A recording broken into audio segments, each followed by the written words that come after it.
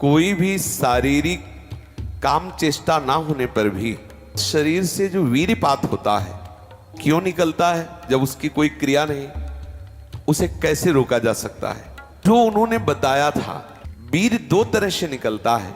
एक तो जो घातक है वो उसी के शरीर से निकलेगा जिसने हस्तमैथुन किया है या गंदी क्रियाएं करके बच्चापन से ही वीर्य को नष्ट किया है। जैसे 12-13 वर्ष की अवस्था है और उस अवस्था से आप अपने कुसंग के कारण वीर्य का नाश कर रहे हैं, तो कुछ वर्षों तक हस्तमैथुन करने वाला या अन्य गंदी चेष्टा करने वाला ये नहीं जान पाता है कि इसके द्वारा मेरी हानि हो रही, वो नहीं समझ पाता, क्योंकि जीवनी शक्ति भगवान अपनी तरफ से देते हैं। वो बिल्कुल ना खाए और हस्तमैथुन करे तो भी उसको समझ में नहीं आएगा।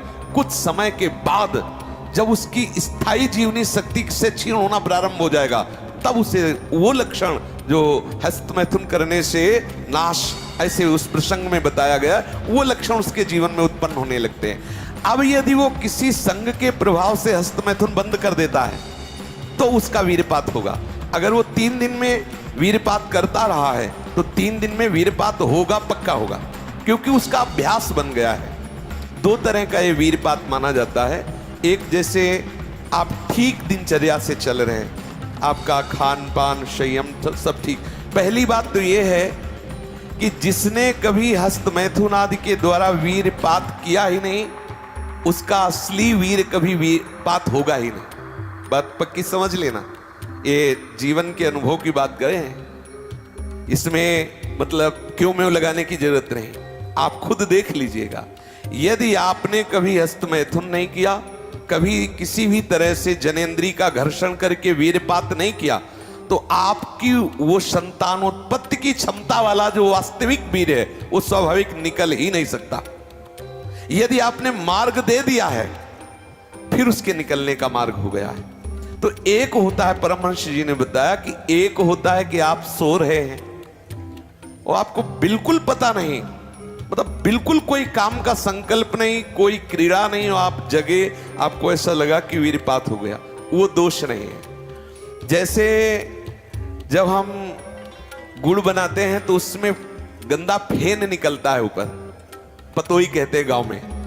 जैसे अरहर की दाल जब उबाली जाती थी गांव में तो ऊपर उसका फेन निकलता है, ऐसे ही ये शरीर का विकार निकला, ना कि ब्रह्मचर्य नष्ट करने वाला वीर्य। बहुत ध्यान पूर्वक सुनने लायक। उपासक को उसमें परेशान नहीं होना। आपको बिल्कुल पता नहीं चला, कोई चेष्टा नहीं हुई, किसी भी तरह की हरकत नहीं हुई और आप जगे और आपको लगा कि वो हमारे वस्त्र गंदे हो गए, तो वो आप ब्रह्मचारी ही हैं, आपके ब्रह्मचार्य का नाश नहीं हुआ, वो जीवनी शक्ति नहीं निकली। और आप हस्तमैथुन या अन्य क्रियाओं द्वारा वीर्यपात करते रहे और आज आपने रोक दिया कि आज से नहीं करूंगा, तो बंद नहीं हो जाएगा, वो चलेगा। अगर आप ठीक नियम से चलेंगे तो 6 महीना लगेंगे आपको उसको कवर करने में, 6 महीना लगेंगे। और अगर आपने प्रमाद स्थिति की, वो तो निकल ही जाता है, फिर हमको करने से क्यों मना किया जाता है? तो आप देख लेना, कुछ समय बाद आपकी हालत बहुत गंभीर हो जाएगी, जो आप बता भी नहीं पाएंगे किसी से। क्या गंभीर हो जाएगी? आप ऐसे ही साधारण क्रियाओं में ब्रह्मचर्यहीन हो जाएंगे, ऐसे ही छुएंगे वैसे आप ब्रह्मचर्यहीन हो जाएंगे। ये हम सब महापुरुषों के अनुभव और मिले हुए लोगों से, सैकड़ों लोग ऐसे मिलते हैं जो अपनी स्थितियों को बताते हैं। तो जो संत महापुरुषों ने जीवन में अनुभव किया है, उसके आधार पर पहले साधक को चाहिए कि ये देख ले कि हमारे द्वारा कोई हस्तमैथुन आदि क्रियाएं, जो निंदनीय क्रियाएं, वो तो नहीं हो रही। एक हमारे अंदर मान्यता बैठ गई है कि वीर क्षरण में ही आनंद है, ये साधक को छोड़ना होगा। क्या तुम्हारा जीवन का आनंद केवल इतना ही है? कब ब्याह हो तो संतानोत्पत्ति के लिए वो मार्ग, तब तक आप ब्रह्मचारी रहे। क्या इतने इंद्रियों के गुलाम हो गए? क्या इतना ही केवल आपने सुख समझ लिया? तो फिर आप देखना कि आगे आपको ये मन किस दशा में पहुंचा देता है। तो जो नव युवक जन है, साधक जन है, वीर्यपात में यदि उनका कोई स्मरण नहीं रहा और वीर्यपात हो रहा तो घबराने की जरूरत नहीं। और यदि स्वप्न में आपने स्त्री आदि का संयोग देखा या कोई ऐसी घर्षण आदि क्रिया हुई या कोई ऐसी कामोत्तेजना जनित और फिर आपका वीर्यपात होता है, तो आपके गंदे विचार और पूर्वाभ्यास के कारण होता है। ये बहुत ही गंदी बीमारी है जो आपको अंदर ही अंदर खोखला करती जाएगी।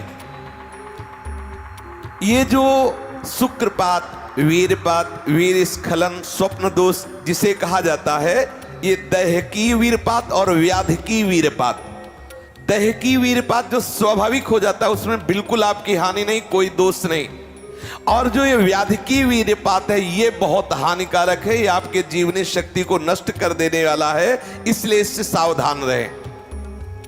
सबसे पहली बात, ऐसे लोगों का कदापि संग न करें जो हस्त मैथुन करते हैं। जो ऐसे लोगों का कदापि संग न करें जो गंदी तरीके से वीर का नाश करते हैं। वीर्य संतानोत्पत्ति के लिए शास्त्र आदेश करता है, मनोरंजन के लिए नहीं। ये जीवनी शक्ति, मनोरंजन का भी भाग नहीं है। पहली बात, इस स्वप्न दोष से निकलने के लिए हस्त मैथुन को पूर्णतया बंद कर दिया जाए। अगर आप सदगृहस्थ भी हो चुके हैं तो कुछ महीने के लिए आप अखंड ब्रह्मचर्य का नियम लें, जब तक आपका वीर्यपात होना ठीक ना हो जाए। आप वो हानिकारक जो कामोत्तेजना बढ़ाने वाले भोजन है उनको छोड़िए, जैसे अत्यधिक नमक, बहुत कड़वी लाल मिर्च, और जैसे बहुत ही वो मीट मसाला आदि जो बहुत ही कड़वा तीखा, ऐसा गरम मसाला, और बिल्कुल गर्मा गर्म भोजन। ये आपके स्वप्न दोष के ठीक होने की बात है।